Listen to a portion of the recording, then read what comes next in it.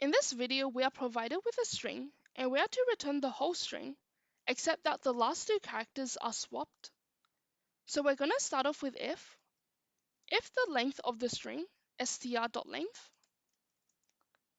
so if that is less than 2, in that case, then we don't have the last two characters to swap. So we have return string. And if that's not the case, so we have else. And we're going to store the last two characters of the string in a variable. So string lastTwo is equal to str.substring. And we have str.length, so that's where it starts, -2. And then we have str.length, so that's where it will finish. And if we don't have str.length, it'll work as well. So that line is going to be optional, and we can remove it.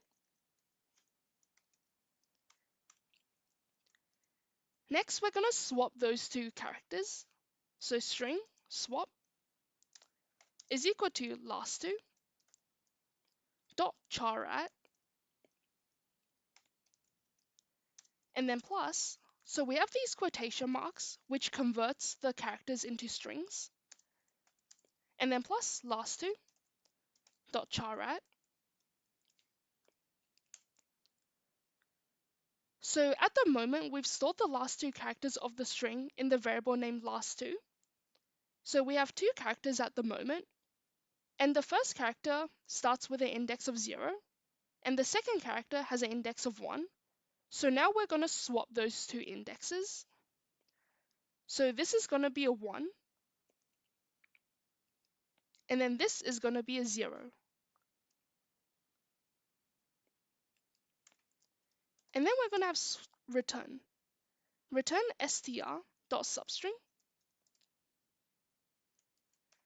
and then we have 0, str.length, -2.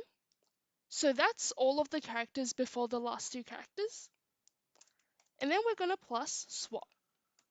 And this will be the solution.